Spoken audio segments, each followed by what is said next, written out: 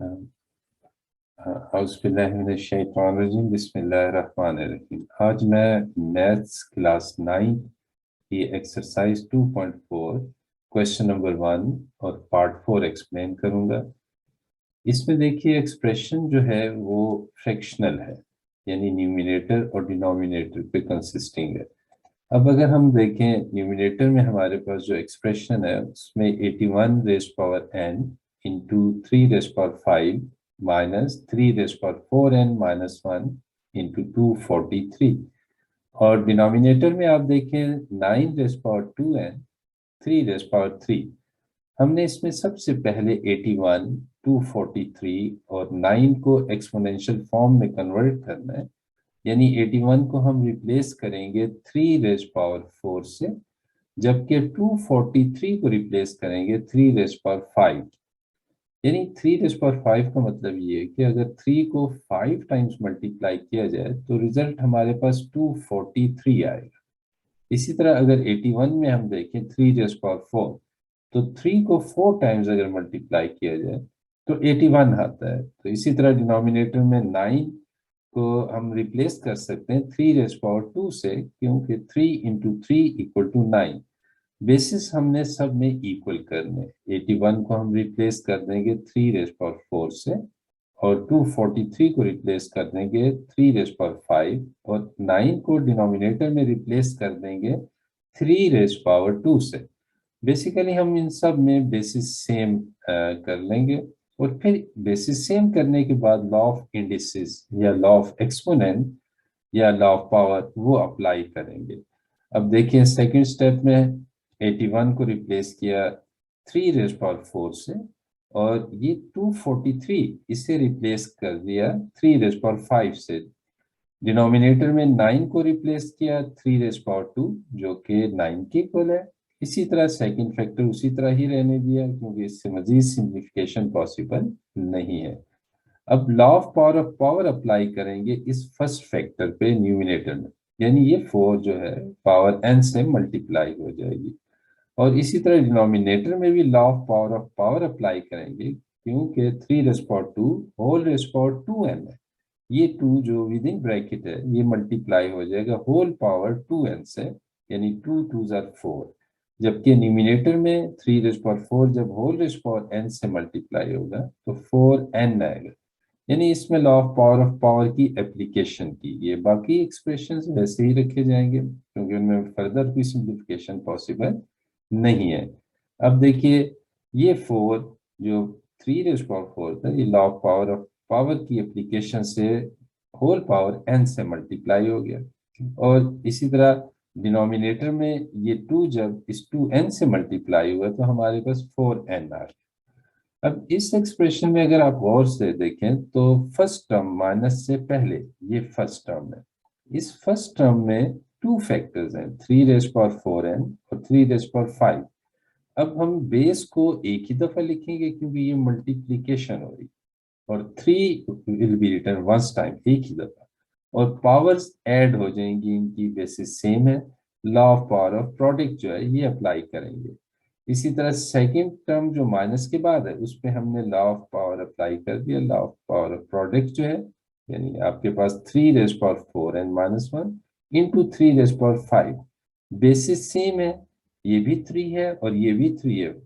अब इन्हें एक ही दफा 3 को लिखेंगे और इसकी पावर 4n माइनस 1 और 5, इन दोनों पावर्स को ऐड कर देंगे। डिनोमिनेटर में ये 2 से मल्टीप्लाई होने के बाद 4n हुआ। अब बेसिस डिनोमिनेटर में भी सेम है, लेकिन इसे आप नेक्स्ट स्टेप में बेसिस सेम होने की वजह से इनकी पावर्स को ऐड करेंगे, और बेस 3 जो है ये सिर्फ एक ही दफा लिखना है, इसका प्रोडक्ट नहीं लिखना। Base will be written only once time. Let's see, देखिए बेस 3 है फर्स्ट टर्म न्यूमिनेटर में, इसे हमने 3 से रिप्लेस किया, सिर्फ एक ही दफा 3 लिखेंगे और पावर्स ऐड हो जाएंगी क्योंकि मल्टीप्लिकेशन हो रही है, 4n प्लस 5। इसी तरह सेकेंड में भी हम ऑलरेडी ऐड कर चुके हैं, इसमें हम सिंप्लीफिकेशन कर लेंगे, 4n minus 1 plus 5, minus 1 plus 5 equal होगा 4 के, क्योंकि 5 में से 1 सब्ट्रैक्ट करेंगे, डिनोमिनेटर में बेसिस सेम है, 3^4 3^3, तो बेसिस सेम होने की वजह से इनकी पावर्स को ऐड कर देंगे हम। देखिए 3^4n+3। अब डिनोमिनेटर में 3^4n+3 को डिनोमिनेटर से न्यूमिनेटर में शिफ्ट करेंगे। इसकी पावर का साइन नेगेटिव हो जाएगा, दोनों पॉजिटिव हैं तो दोनों ही के साइन, दोनों टर्म्स जो पावर में 4n+3, इन दोनों के साइन नेगेटिव हो जाएंगे जब हम 3 डिनोमिनेटर में से न्यूमिनेटर में शिफ्ट करेंगे। साइन सिर्फ पावर के ही चेंज करने, यानी 4n+3 जो बेस है इसके साइन को हमने चेंज नहीं करना। जब भी शिफ्टिंग हो डिनोमिनेटर से न्यूमिनेटर में या न्यूमिनेटर से डिनोमिनेटर में, तो सिर्फ और सिर्फ एक्सपोनेंट या पावर का साइन चेंज किया जाता है, बेस का साइन चेंज नहीं किया जाता। बाज़ बच्चे बेस के साइन के बारे में कंफ्यूज होते हैं कि बेस का भी साइन चेंज होना चाहिए। नहीं, लॉ ऑफ इंडिसेस के मुताबिक, लॉ ऑफ एक्सपोनेंट्स के मुताबिक सिर्फ पावर के साइन को चेंज किया जाता है जब वो न्यूमिनेटर से डिनोमिनेटर में शिफ्ट हो या डिनोमिनेटर से न्यूमिनेटर में। तो आए देखें किस तरह इसके साइन चेंज होते हैं। ये देखें, इसमें आपके पास है ये 3^4n+3 जब न्यूमिनेटर में शिफ्ट हुआ तो इसके पावर का साइन माइनस हो गया, क्योंकि 4n पॉजिटिव था डिनोमिनेटर में तो इसके साइन को नेगेटिव में चेंज कर दिया। इसी तरह 3 का साइन पॉजिटिव है तो इसे भी हमने नेगेटिव में कन्वर्ट कर दिया। अब ये एक्सप्रेशन जो है आपके पास बाहर, जो ब्रैकेट स्क्वायर ब्रैकेट से बाहर है, ये एक्सप्रेशन 3^4n-4n-3, इसे हम ब्रैकेट के अंदर इन टू टर्म से मल्टीप्लाई करेंगे, यानी distributive law of multiplication over subtraction. ये जो आपके पास बाहर एक्सप्रेशन है 3^4n-4n-3, ये ब्रैकेट के अंदर फर्स्ट टर्म यानी नेगेटिव से साइन से पहले जो टर्म है उससे भी मल्टीप्लाई होगा ये एक्सप्रेशन, और ये एक्सप्रेशन सेम एक्सप्रेशन माइनस के बाद जो दूसरी टर्म है इससे भी मल्टीप्लाई होगा। अब चूंकि बेसिस सेम है, ये भी 3 है, ये भी 3 है, सेकेंड टर्म में भी 3 है, तो ये प्रोसेस हम इसीलिए कर रहे हैं डिनोमिनेटर से न्यूमिनेटर में शिफ्ट करके कि बेसिस सेम है, पावर्स ऐड या सब्ट्रैक्ट हो सकती हैं बेसिस सेम होने की वजह से, तो फर्दर सिंप्लीफिकेशन पॉसिबल है। इसीलिए हमने डिनोमिनेटर से न्यूमिनेटर में शिफ्ट कर दिया 3^4n+3 को। अगर सपोज कीजिए कि न्यूमिनेटर में यहाँ 3 ना हो, यहाँ 3 ना हो, कोई और नंबर हो, तो फिर ऊपर शिफ्ट करने की जरूरत नहीं, क्योंकि सिंप्लीफिकेशन की पॉसिबिलिटी ही नहीं है, सिंप्लीफिकेशन पॉसिबल नहीं है। अब हम डिस्ट्रीब्यूटिव प्रॉपर्टी लगाएंगे।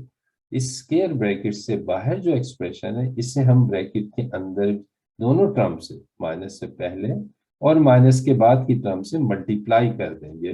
देखिए ब्रैकेट को रिमूव करना है आपने, ये ब्रैकेट रिमूव की 3^4n-3 इंटू 3^4n+5, ये दोनों मल्टीप्लाई हो गए। इसी तरह ये 3^4n-4n-3 नेगेटिव के बाद जो एक्सप्रेशन है उससे भी मल्टीप्लाई होगा। ये देखिए 3^4n-3 इंटू 3^4n+4। अब ये फर्स्ट टर्म है आपके पास, ये माइनस साइन से पहले 3^4n-3 इंटू 3^4n+5। अब ये दोनों फैक्टर्स मल्टीप्लाई हो रहे हैं, इनके बेसिस सेम है, ये भी 3 है, ये भी 3 है, तो इसका मतलब base will be written once time. Law of indices जो अप्लाई करेंगे या लॉ ऑफ पावर्स की एप्लीकेशन अगर हम करेंगे तो base 3 will be written once time, और इनकी पावर्स को ऐड या subtract according to sign in the power जो ऑलरेडी है उनके मुताबिक इनको ऐड कर लेंगे। अब देखिए नेगेटिव साइन के बाद भी दोनों फैक्टर्स, फर्स्ट फैक्टर ये है सेकंड टर्म का और ये सेकंड फैक्टर है सेकंड टर्म का, बेसिस सेम है, तो बेस हम law of power of indices जो है या लॉ ऑफ पावर या लॉ ऑफ इंडिसेस या लॉ ऑफ एक्सपोनेंट्स में हम इन्हें कहते हैं, वो अप्लाई करेंगे। ये बेस जो है ये हम एक ही दफा लिखेंगे और पावर्स को ऐड कर देंगे। लेट्स सी, देखिए 3 हमने एक ही दफा लिखा जो बेस में 2 टाइम्स इन्वॉल्व हो रहा है इस फर्स्ट टर्म में, और पावर -4n-3 प्लस 4n+5 ये हम लिख देंगे, पावर्स को ऐड कर देंगे, सेकेंड फैक्टर की पावर को फर्स्ट फैक्टर की पावर में ऐड कर दिया प्लस। इसी तरह सेकेंड टर्म में भी हम यही प्रोसेस करेंगे कि -4n -3 में सेकेंड फैक्टर 3⁴n + 4 ऐड कर देंगे।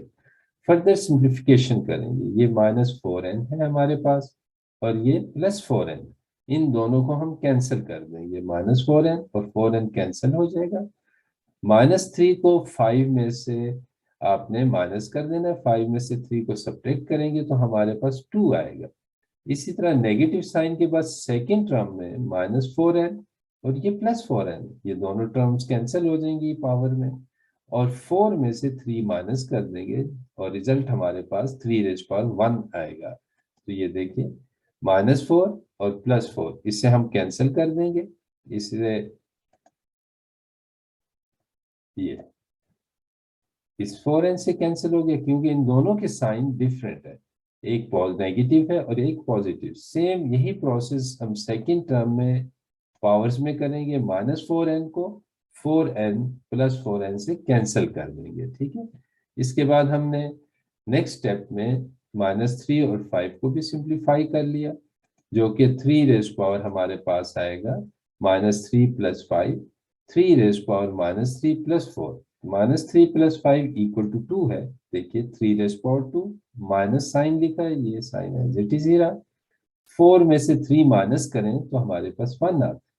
अब 3⁴2 = 9, यानी 3⁴2 का मतलब ये है कि इस बेस को हम 2 टाइम्स मल्टीप्लाई करेंगे, 3 × 3, तो हमारे पास 9 आएगा, और 3⁴1 3 के इक्वल होगा, तो 3 will be written as it is. 9 में से हम 3 माइनस करें तो हमारे पास 6 आता है।